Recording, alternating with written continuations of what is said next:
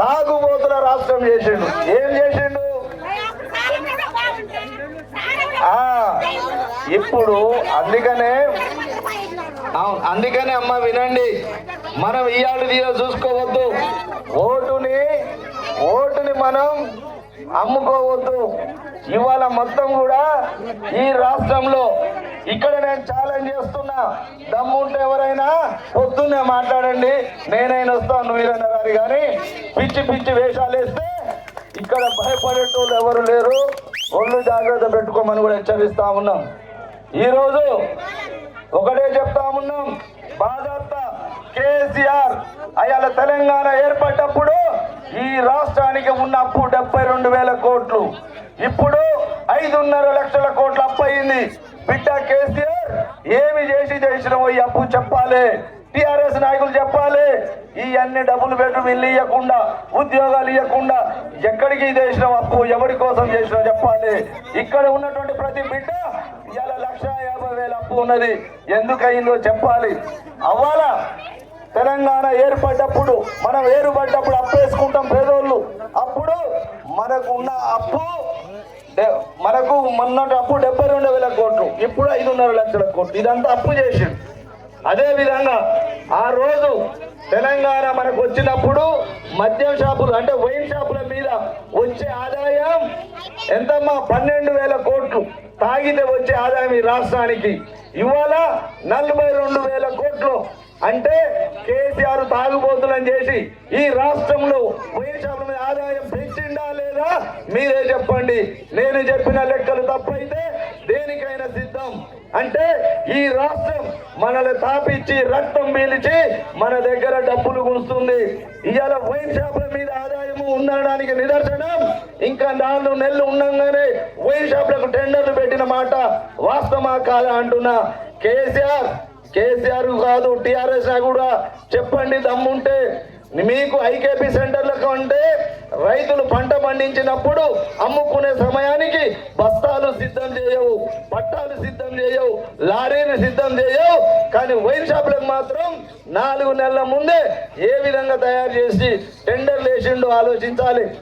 బడి పిల్లలకు పుస్తకాలు మరి స్కూళ్ళు తెరిచే ముందర తయారు చేయాలి. యూనిఫామ్లైనా పుస్తకాలైనా అది చేత కాదు. చదువుకోవడానికి పిల్లలకు చదువు చెప్పడానికి బడి పంతులు కావాలి. దమ్ముంటే చెప్పమనండి. 10 సంవత్సరాల్లో ఒక బడి పంతులు ఉద్యోగమైనా నింపిండా అని. ఇవాళ మీ ఊరికి వచ్చే స్కూళ్ళు టీచర్లను అడగండి. ఈ 10 సంవత్సరాల్లో కొత్తగా ఒక్క బడి పంతులు ఉద్యోగం కూడా నియమించలే. మరి మన పిల్లలకు చదువు ఎట్లా వస్తుందమ్మా? మీరు ఒకటి ఆలోచించండి. ఈ కేసీఆర్ ఇచ్చే పథకాలతో ఎవడైనా బాగుపడ్డాడమ్మా? నల్గొండలో ప్లాట్ కొనుక్కున్నారా? ఎవరైనా ఎకరం భూమి కొన్నారా? మరి ఎందుకు ఇంత వీళ్ళకు అహంకారం అని అడుగుతా ఉన్నా. నేను అడుగుతున్నా, మీరు పెద్దలు కూడా ఆలోచించండి. మన పెన్షన్లతోటో ఈ కేసీఆర్ పథకాలతోటో ఏ కుటుంబం బాగుపడదు. ఎవడు కోటీశ్వరుడు కాలే. బాగుపడే కుటుంబం ఏదన్నా ఉందంటే పిల్లలు అమెరికాకు పోయి పంపిస్తే డబ్బులు అవి పెట్టి కొనుక్కోవాల్సిందే.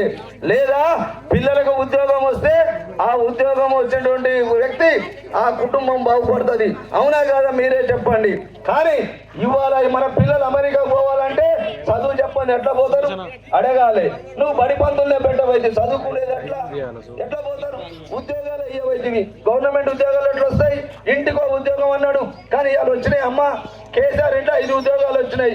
బిడ్డకు ఉద్యోగం, కొడుకు మంత్రి, అల్లుడికి మంత్రి, సడ్డకుని కొడుకు. ఇవన్నీ తప్ప? మరి ఎందుకంత రోషాలు వస్తున్నాయి? చేసిన తప్పులు చెప్పితే అంత కష్టం అవుతుందా? బిడ్డ రేపు ఎన్నికల్లో కొట్టుకపోతారు. చూడండి, అక్కలందరూ డబ్బులు ఇస్తే కూతురు అందరికి పోతారు. ఇవాళ ఒక్కసారి ఆలోచించండి. అందరూ చెప్తారు, ఆలోచించండి. ఎవరేం చెప్పిర్రు ఇంటికి పోయి కూర్చోండి. చదువుకున్న వాళ్ళని అడగండి. బీజేపీ వాళ్ళు కరెక్ట్ చేసిర్రా? కేసీఆర్ చేసిండా? నరేంద్ర మోడీ గారు అక్కడ ఏం చేస్తుందో ఇక్కడ కేసీఆర్ ఏం చేస్తుందో అడగండి. అప్పుడు తెలుస్తుంది. 10 సంవత్సరాలకి వెళ్ళి నరేంద్ర మోడీ గారు రూపాయలు కూడా ఇచ్చినాం. గ్యాస్ పిలిచినా కానీ డబ్బులు కూడా పిలిచినాం వాళ్ళకు. అవును.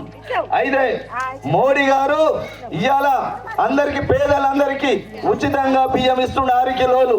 కరోనా కాలంలో వ్యాక్సిన్ ఇచ్చి మనల్ని కాపాడిండు. ఆకలితో అలమటించొద్దని బియ్యం ఇస్తున్నాడు. ఏ పార్టీని అతిలంగా ఇచ్చిండా లేదమ్మా? పార్టీలు చూసి ఇచ్చిండా మోడీ గారు? కులాలను చూసి ఇచ్చిండా? కానీ ఇవాళ టీఆర్ఎస్ వాళ్ళు ఏం చేస్తున్నారు?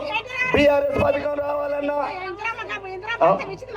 అవును, కానీ ఇవాళ బీఆర్ఎస్ వాళ్ళు ఏం చేస్తున్నారు? దళిత బంధు కావాలంటే టీఆర్ఎస్ కండువ కప్పుకోవాలి, మరి బీఈసీ బంధు కావాలంటే కండువ కప్పుకోవాలి.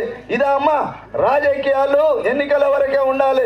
ఎన్నికలు అయిపోయినాక ఎమ్మెల్యే అనేటోడు అందరినీ సమానంగా చూడాలి. ఇవాళ చూస్తున్నా అని చెప్పేసి మీ అందరినీ కూడా అడుగుతున్నా. ఇవాళ రోజు 5 సంవత్సరాలు రాజకీయాలు చేస్తా ఉన్నారు. కాబట్టి ఆ విధంగా ఆలోచించండి. వెంకరెడ్డి ఉన్నాడు, 20 సంవత్సరాలు ఎమ్మెల్యేగా ఉన్నాడు, ఒకసారి మంత్రి అయినాడు. ఇవాళ వెంకరెడ్డి ఏమైనా చేసిండని అడుగుతా ఉన్నా.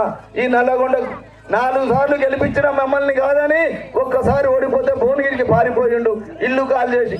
మళ్ళీ ఏ ముఖం పెట్టుకొని ఇక్కడికి వస్తాడు అని అడుగుతా ఉన్నాను. కాబట్టి సోదరులారా, మీరు కూడా ఆలోచించండి. వెంకరెడ్డిని చూసినారు, భూపాల్ రెడ్డిని చూసినారు, మీరు కూడా ఇవాళ ఒకసారి ఆలోచించి ఓటేయమంటున్నాను.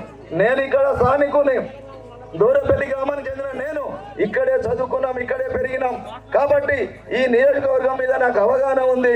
వాళ్ళకంటే ఎక్కువ చదువుకున్నాను, వాళ్ళకంటే అనుభవం ఎక్కువ ఉంది. కాబట్టి మీ అందరికీ ఒకటే విజ్ఞప్తి చేస్తున్నాను, మీరు ఒక్కసారి అలాంటి సామాన్యునికి అవకాశం ఇవ్వండి. నేను ఒక బీసీ బిడ్డను, బడుగు బలహీన వర్గాలందరూ కూడా మీరు ఆశీర్వదిస్తే రేపు తర్వాత నేను గెలిచిన తర్వాత వెంకరెడ్డి, భూపాల్ రెడ్డి కంటే దీటుగా వాళ్ళు చేయలేని నేను చేసి మీకు చూపిస్తానని కూడా హామీ ఇస్తా ఉన్నాను.